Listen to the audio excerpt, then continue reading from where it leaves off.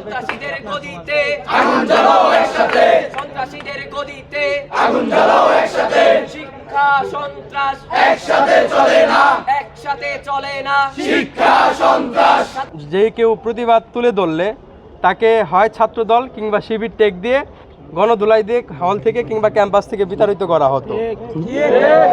এখনো একই অবস্থায় চলতেছে। প্রতিবাদী কণ্ঠ তুললেই হয় ছাত্রলীগ নয় অন্য কোনো বামপন্থী দিয়ে তাকে বের করে দেওয়া হচ্ছে। এবং আমার পোস্টের নিচেও একই অবস্থা দেখা যাচ্ছে যে বারবার বলতেছে ছাত্রলীগ আপনি শেল্টার দিচ্ছেন, শিবিরকে শেল্টার দিচ্ছেন। আমি বলতে চাই ভাই, 5ই আগস্টের আগে আপনারও একটি ছবি কোনো ছাত্রলীগ কর্মীর সাথে আছে। এই একটি ছবিই প্রমাণ করে না একটি ব্যক্তি কীরকম বা কী হতে পারে। অতএব সেই জায়গা থেকে আমি বলতে চাই, আমার ছোট ভাই বা আমার সহপাঠী রাকিবুল একটি পোস্ট করেছেন, তার মাধ্যমে প্রমাণ হয় না সে ছাত্রলীগ। যদি এর চেয়ে বিশাল প্রমাণ থাকে কারো কাছে তাহলে সে প্রমাণ দিবেন, আমরা সেই প্রমাণের মাধ্যমে রাকিবুলের বিরুদ্ধে আমরা ব্যবস্থা নেব ইনশাআল্লাহ। আমি ভেবেছিলাম আমাদের সহযোদ্ধা জুবায়ের পাটোয়ারি, কারিগরি ছাত্রান্দোলন বাংলাদেশ কেন্দ্রীয় প্রতিনিধি, এর রক্তই বুঝি শেষ রক্ত হবে ঢাকা পলিটেকনিক ইনস্টিটিউটে, কিন্তু না, এর পর অনেক রক্ত ঝরানো হয়েছে। জুবায়েরের পর একটা রোডম্যাপ তৈরি করা হয়েছে যে যারাই প্রতিবাদী হয়ে দাঁড়াবে তাদেরকে নামিয়ে দেওয়া হবে। জুবায়েরের পরবর্তীতে দেখা গেছে যে সাকিবুল্লাহ, তারপর 16 তারিখ, তারপর আজকে রাকিব, এর মাঝখানে ইলেকট্রিক্যাল ডিপার্টমেন্টের কিছু শিক্ষার্থীকে বেধরুম মারধর করে একদম নিচে ফেলে পিছিয়ে ফেলার মতন একটা অবস্থা। এই ধরনের সিস্টেম কবে বন্ধ হবে? আমি এই দাবিগুলো বা এই আকাঙ্ক্ষাগুলো আমি শুধুমাত্র ক্যাম্পাস প্রশাসনে রাখতে চাই না, আমি সেটা মন্ত্রণালয় অবধি নিয়ে যেতে চাই। এটা মন্ত্রণালয়ের দোষ যে তারা কেন এখনও শিক্ষা ব্যবস্থাটাকে সঠিক করে নেয়। ঢাকা পলিটেকনিকের মতো একটা জায়গায় সন্ত্রাস কীভাবে এখনও বিরাজ করে, যেখানে থাকার কথা মেধাবী শিক্ষার্থী, যেখানে এই প্রত্যেকটি ইটের মধ্যে বিরাজ করার কথা মেধাবীদের মেধা, সেখানে সন্ত্রাসীদের রক্ত ছেয়ে গেছে। এই রক্ত কবে বন্ধ হবে? আমরা চাই অতি দ্রুত এদেরকে ছাত্রত্ব বাতিল করা হোক। এই সন্ত্রাসী আর শিক্ষা যদি চলমান থাকে তাহলে এই প্রতিষ্ঠানগুলোতে সন্ত্রাসী চাষ করুক, আমরা চলে যাব। যদি আগামী 24 ঘন্টার মধ্যে তাদের ব্যবস্থা না নেওয়া হয় তাহলে আমি আবারও প্রশাসনকে জানিয়ে দিতে চাই, এর বিরুদ্ধে আমরা আবারও এই পুরো ক্যাম্পাস ঢাকা পলিটেকনিক আমরা শাটডাউন করে দেব। এই সন্ত্রাসীদের সাথে আমাদের চলাফেরা করা একদম মুশকিল হয়ে যাচ্ছে। আজকে রাকিবুল কালকে আমাকে মারবে, পরশু আমার সহযোদ্ধা আরেকজনকে মারবে। এইভাবে এই একটা সিস্টেমে আমরা চলতে পারি না। আমি এই ঘটনাকে তীব্র নিন্দা জানাচ্ছি। 5 আগস্টের পূর্বে যেভাবে গেস্ট রুম কালচার চালু ছিল, যেভাবে শিক্ষার্থীদেরকে রুমে নিয়ে তালাবদ্ধ করে ব্যাট দিয়ে স্টাম্প দিয়ে পিটানো হতো, যেভাবে নির্যাতন করা হতো মতের সাথে অমিল হলে, একইভাবে আমাদের পাশে দাঁড়িয়ে আছে আমাদের ভিকটিম রাকিবুল ইসলামকে একইভাবে 3 ঘন্টা যাবৎ একটি বদ্ধ করে লতি বলে একটি রুমে আটকিয়ে নির্যাতন করা হয়েছে।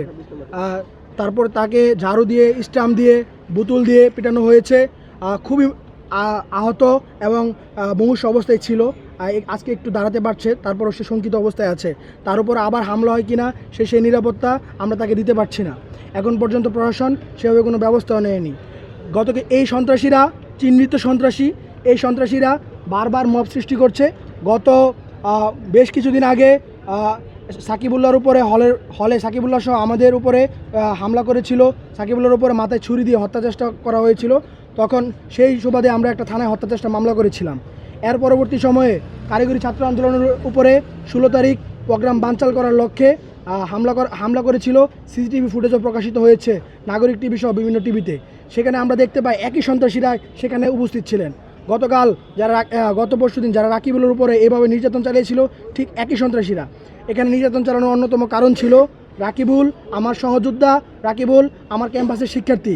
রাকিবুল যখন সেখানে ছাত্রলীগ নিষিদ্ধের দাবি এবং বহিষ্কারের দাবি, যারা ক্যাম্পাসে মব সৃষ্টি করছে বহিষ্কারের দাবিতে যখন উপস্থিত ছিল, সেখানে রাকিবুল পকেট থেকে একটি মুঠোফোনের মাধ্যমে আমাদের এক সহযোদ্ধার ওপর যখন হামলার চেষ্টা করে, তখন সে মুঠোফোনের মাধ্যমে ভিডিও করার চেষ্টা করছিল।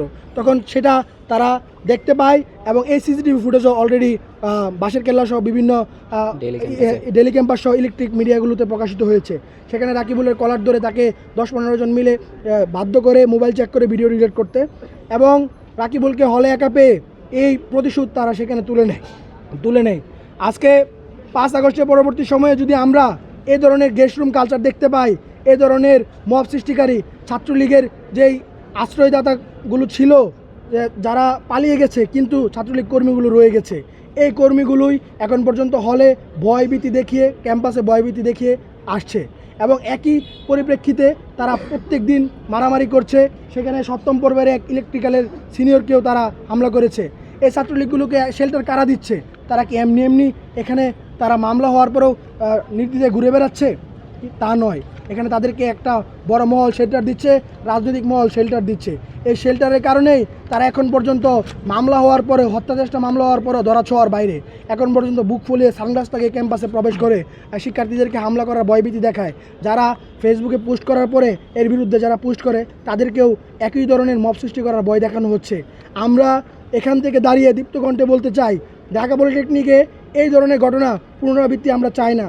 এই গেস্ট রুম কালচার চাই না। চিহ্নিত ছাত্রলীগ কর্মী যারা বর্তমানে ছাত্র দলের শেল্টারে আছে, সভাপতি সাব্বিরের শেল্টারে আছে, আমরা চাই সাব্বির সেটার ব্যবস্থা নেবেন এবং দ্রুত এদেরকে চিহ্নিত করে ক্যাম্পাস থেকে বহিষ্কার করা হবে এবং বারবার মব সৃষ্টিকারী ছাত্রলীগ কর্মীদের কোনো ক্ষমা নেই।